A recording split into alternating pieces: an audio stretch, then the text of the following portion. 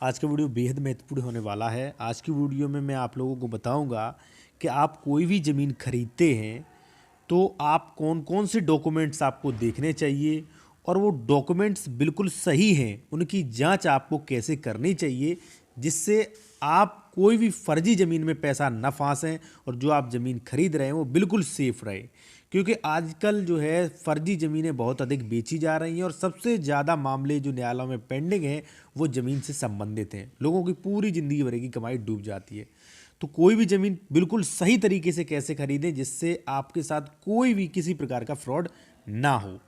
मैं इस वीडियो में भरसक प्रयास करूंगा कि आपको अधिक से अधिक जानकारी दे सकूं। फिर भी कभी कभी कुछ जानकारी छूट जाती है तो उसके लिए आप मुझसे कांटेक्ट कर सकते हैं, या आपको कोई भी सलाह चाहिए तो आप मुझसे ज़मीन से संबंधित कोई भी सलाह है तो आप मुझसे कांटेक्ट कर सकते हैं। हमारा कांटेक्ट नंबर वीडियो की डिस्क्रिप्शन में हमने दे रखा है। आते हैं अपने टॉपिक पर।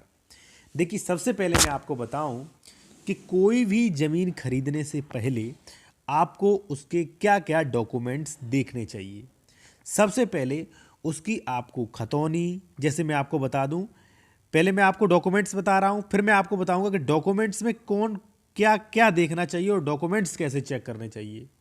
सबसे पहले डॉक्यूमेंट्स में आपको देखने चाहिए खतौनी है, रजिस्ट्री है, पूरी रजिस्ट्री की चेन देखें। जैसे मान लीजिए जो व्यक्ति आपको बेच रहा है उसने किससे खरीदी थी, वो रजिस्ट्री कहाँ है, ठीक है, उसने कैसे बेची, क्या उसने बिल्कुल सही लीगल तरीके में बेची, उसे बेचने का अधिकार था, तो रजिस्ट्री की पूरी चेन देखें। यानी कि अगर उसके पास 2-4 रजिस्ट्रियाँ हैं तो वो भी देखें, ठीक है। जैसे मान लीजिए ए ने बी को बेचा, बी ने सी को बेचा, सी ने डी को बेचा, तो रजिस्ट्रियाँ क्यों होंगी, तो डी जब आपको बेच रहा है तो उसके पास रजिस्ट्री होगी, तो रजिस्ट्री चेन भी आपको देखनी, खतौनी, रजिस्ट्री चेन, और नो ड्यूज प्रमाण पत्र भी आपको देखना है। देखिए, आप ये नहीं कह सकते कि खतौनी पे शो हो रही है लोन। कई बार खतौनी पे लोन शो नहीं होती, इसके लिए आपको नो ड्यूज प्रमाण पत्र हमेशा देखना है, ठीक है। तीसरा नो ड्यूज प्रमाण पत्र। चौथा जो है वो आपको देखना है नक्शा, कि जो आप जमीन खरीद रहे हैं उसकी लोकेशन कहाँ है। ऐसा तो नहीं आपको जमीन कोई और लिखा दी, कब्जा किसी और पे करा दिया, ठीक है, तो ये भी देखना है। अब बात करेंगे भाई कि आप डॉक्यूमेंट्स जो देखें, जो जो 4 डॉक्यूमेंट्स मैंने आपको बताए हैं, ठीक है, वो डॉक्यूमेंट्स देखें तो उनमें क्या क्या विवरण आपको देखना चाहिए, कैसे पता करें ये फर्जी है या असली। उसके अलावा भी कुछ डॉक्यूमेंट्स होते हैं, जैसे आकार पत्र 41 और आकार पत्र 45, उसके बारे में भी मैं आपको बताऊंगा। सबसे पहले खतौनी के बारे में बात करें कि खतौनी में आप क्या क्या देखें, तो खतौनी में आपको देखना चाहिए जैसे जमीन की श्रेणी क्या है, क्या इसको बेचने का अधिकार है कि नहीं, काश्तकार कौन कौन से हैं, कितने हिस्सेदार हैं, और इसमें आदेश क्या क्या हुआ है। मान लीजिए आबादी का आदेश हुआ है, स्टे का आदेश, तो जहां खतौनी में आदेश का कॉलम होता है वहां आदेश देखें कि रिसेंट में क्या आदेश हुआ है। और आप खतौनी में लोन भी देख सकते हैं, लोन भी दिखाता है, ठीक है, कई बार नहीं दिखाता है। और खतौनी में आपको क्षेत्रफल भी दिखाएगा कि भाई ये क्षेत्रफल है। खतौनी सबसे पहले आपको देखनी चाहिए। अब भाई खतौनी से पूर्ण समाधान आपका नहीं होगा। जैसे मान लीजिए आप हमसे ज़मीन खरीद रहे हैं, हमने आपको खतौनी दिखा दी, खतौनी में मेरा नाम है, लेकिन वही ज़मीन में 10 साल पहले किसी और को बेच चुका हूं, लेकिन उसने दाखिल खारिज नहीं कराया, इसलिए खतौनी पे मेरा नाम चल रहा है, लेकिन वो ज़मीन पहले बेच दी हमने, ठीक है। आप हमारी खतौनी देखेंगे तो आपको लगेगा भाई खतौनी में हमारा नाम है, आप खरीद लेंगे हमसे ज़मीन। लेकिन जब आप ज़मीन खरीद लेंगे, ठीक है, बाद में आपको पता चला जाएगा यही ज़मीन दूसरे को और बेनामा पहले करा दिया, तो पहले वाला बेनामा मान्य होता है, तो आपका पैसा जो है वो पूरा फालतू में डूब जाएगा, ठीक है। तो खतौनी से ज़्यादा कुछ क्लियर नहीं होता है, ठीक है।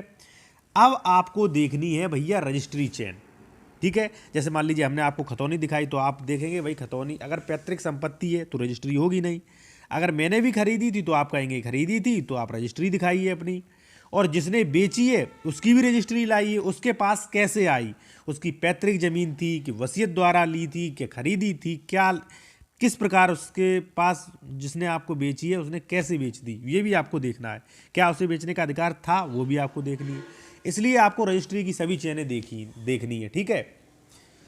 अब उसके बाद आपको नोटिस प्रमाण पत्र में देखना है कि कितना इस पे लोन है, कब से लोन है, और किस किस गाटाओं पर, किन किन गाटाओं पर कौन कौन से जमीन नंबर बंधक हैं। उसके बाद नक्शा, नक्शा में आपको देखना है कि ये जो खेत नंबर है, जैसे मान लीजिए गाटा संख्या 47 है, तो गाटा संख्या 47 की लोकेशन कहाँ है, मान लीजिए आप गाटा संख्या 47 खरीद रहे हैं तो उसकी लोकेशन भी आपको जाननी चाहिए कि गाटा संख्या 47 की स्थिति ये है, ये रोड के इस तरफ या इसकी लोकेशन ये है। ऐसा ना हो कि आपको गाटा संख्या 47 दिखा के रोड पे दिखा के और कहीं बीच में आपको नाम करा दिया जाए, ऐसा भी फ्रॉड होता है। तो आप नक्शा भी ज़रूर देखना है आपको। फिर उसके बाद भाई आपको देखना है आकार पत्र 41 और 45। ठीक है, आकार पत्र 41 और 45 होते क्या हैं वो आप जान लीजिए। देखिए, आकार पत्र 41-45 इसलिए आपको देखना चाहिए, मैंने कई बार, मेरे पास कई क्लाइंट, कई ऐसे लोग आए, पीड़ित लोग, जिन्होंने 20 साल पहले या 15 साल पहले ज़मीन खरीदी थी, कोई वहाँ पे रह रहे थे, आराम से रह रहे थे, लेकिन अचानक वन विभाग वाले आते हैं और उनका प्लॉट भी अपनी ज़मीन में नाप देते हैं और उनसे बोलते हैं कि ये तो वन विभाग की ज़मीन है।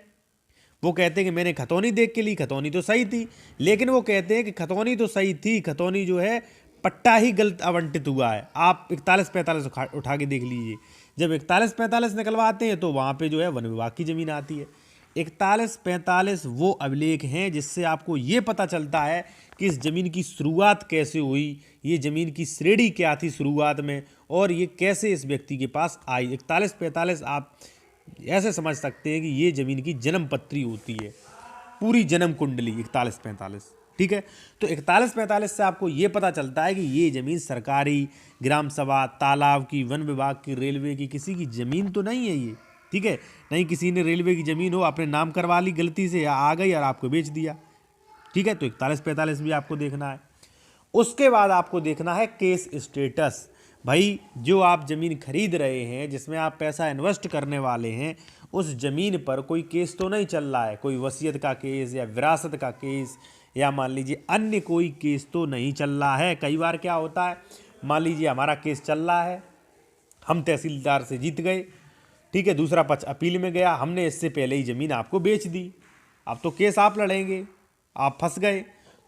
तो आपको ये भी देखना है कि इस ज़मीन पे कोई केस तो नहीं चल रहा है, क्योंकि अधिकतर लोग, कई बार क्या होता है, जिस ज़मीन पे केस चल रहा होता है उन्हें लगता है कि ज़मीन मेरे हाथ से चली जाएगी, वो किसी दूसरे को बेच देते हैं, तो यहाँ पर भी नुकसान हो सकता है। ठीक है, आपने केस स्टेटस चेक कर लिया।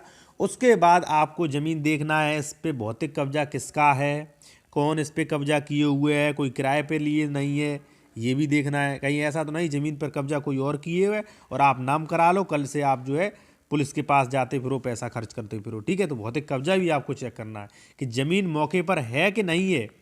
दूसरी बात, यदि सब चीज़ें सही होती हैं तो आपको उस ज़मीन का एग्रीमेंट करवाएं कि मैं इतने रुपए में ज़मीन तय हुई है, इतने रुपए आज दे रहा हूँ, इतने रुपए तब तक दे दूंगा। एग्रीमेंट भी बहुत ज़रूरी होता है भाई।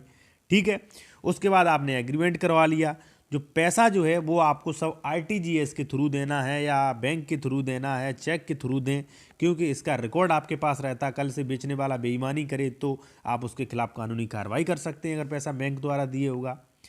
फिर जो है आप बैनामा कराएं और तुरंत आपको कब्जा करना चाहिए। और जो ज़मीन आपने खरीदी है, जिस ज़मीन का आपने बैनामा कराया है, उसका 30 दिनों के बाद आपको दाखिल खारिज के लिए आवेदन करना चाहिए और ज़मीन का दाखिल खारिज भी करवाना चाहिए, क्योंकि अगर आप दाखिल खारिज नहीं करवाएंगे तो हो सकता है वो व्यक्ति जिसने आपको ज़मीन बेची है, ठीक है, उस व्यक्ति का नाम ही फर्द पे, खतौनी पे शो हो रहा है, क्योंकि आपने दाखिल खारिज करवाया नहीं, यानी कि उसका नाम खारिज करवाया नहीं आपने और अपना दाखिल नहीं करवाया, तो खतौनी पे नाम उसका ही शो हो रहा है। तो हो सकता है भविष्य में वो ही खतौनी निकलवाए और 10 साल बाद वो किसी दूसरे को बेच दे। ठीक है, या वो एक्सपायर हो जाए, उसके बच्चे दूसरे को बेच दें, इसलिए आपको दाखिल खारिज भी करवाना है। तो दोस्तों, इस प्रकार से आप ज़मीन खरीद सकते हैं। और यदि आप ज़मीन खरीद रहे हैं, आपको डॉक्यूमेंट्स की जानकारी चाहिए, डॉक्यूमेंट्स चेक करवाने हैं, या आपकी कोई अन्य समस्या है, तो आप मुझसे कांटेक्ट कर सकते हैं। हमारा कांटेक्ट नंबर वीडियो की डिस्क्रिप्शन में दिया गया है। कॉल जो है वो पेड कॉल